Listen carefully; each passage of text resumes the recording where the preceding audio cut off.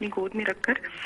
اور دوسرا میں نے پوچھنا تھا اسلام کے پوائنٹ آف ویو سے کہ بیوی کے اوپر گھریلو کام کاج جیسے صفائی کرنا، دھونا، کپڑے دھونا وغیرہ جو ہوتے ہیں، کیا وہ بیوی کے اوپر فرض نہیں ہے؟ صرف عورت مطلب ہسبینڈ کی خدمت کرنا اور بچے پالنا یہ فرض ہے؟ اور خوشبو کے حوالے سے میں نے پوچھنا تھا کہ خوشبو لگانے کا مجھے بہت شوق ہے لیکن کہتی ہے دیکھیں لازم و ضروری فی نفسی شریعت نے تو حکم نہیں دیا، یعنی یہ شریعت کا حکم کوئی متوجہ نہیں عورت کو کہ بچے پالو، شوہر کی خدمت کرو، گھر کے کام کاج کرو. کوئی قرآن کی آیت یا حدیث سے ایسی چیز ثابت آپ کو براہ راست نہیں ہوگی کہ اس سے وجوب ثابت ہو جائے. لیکن قرآن و حدیث نے شوہر کی اطاعت،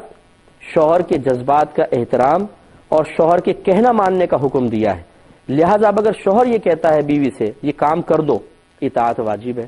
ہاں اگر نہ کہے تو پھر فی نفسی واجب نہیں ہے کہ آپ اس سوچیں کہ جی چائے بنانا بھی واجب ہے، کھانا بنانا واجب ہے، نہیں. لیکن جب شوہر کہہ دیتا ہے، حکم دے دیتا ہے، چاہے حکم دے چاہے نارمل انداز سے کہے، اگر آپ کو یقین ہے میں کام نہیں کروں، اطاعت واجب ہے. تو شوہر کی اطاعت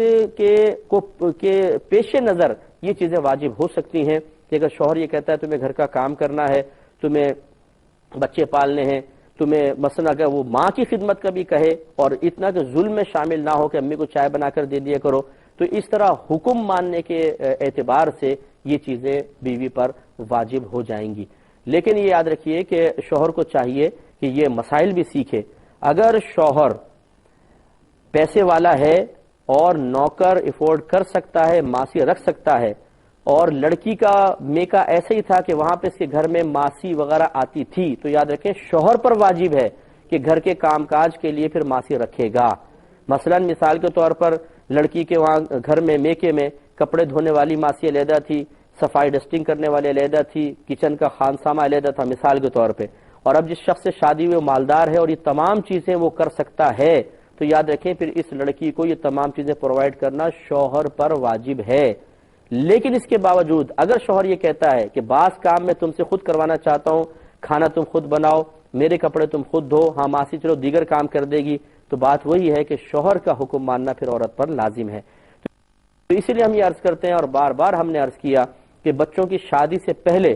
بچی کو بھی بتایا جائے کہ شوہر کے کیا کیا حقوق ہیں، اور لڑکے کو بھی سکھایا جائے کہ بیوی کے تم پر کیا کیا حقوق لازم ہیں، کتنا درجہ فرض کا ہے، کتنا واجب ہے، کون سی چیزیں مستحب ہیں، تاکہ بعد میں کشمکش نہ ہو کہ غیر حق کو شوہر یہ کہہ رہا ہو کہ میرا حق ہے اور بیوی غیر حق کو یہ ثابت کرنے کی کوشش کر رہی ہو کہ بیویوں کا حق ہے. اور اس طرح غیر حق کو حق قرار دینا یا حق کو غیر حق قرار دینا دونوں قابل گرفت جرم ہیں. اور اس میں سب سے بڑے جو قابل گرفت ہوں گے وہ والدین ہوں گے جنہوں نے اپنے بچوں کی اس طرح دینی تربیت تو نہیں کی. شادی کی فکر ہے، لڑکی کی خوبصورتی اور لڑکے کے بزنس کی تو فکر کر لی گئی تھی، لیکن جب شادی کی اور شرعی مسائل کو نظر انداز اور معمولی سمجھ کر چھوڑا تو اس کا خمیازہ سب کو بھگتنا پڑتا ہے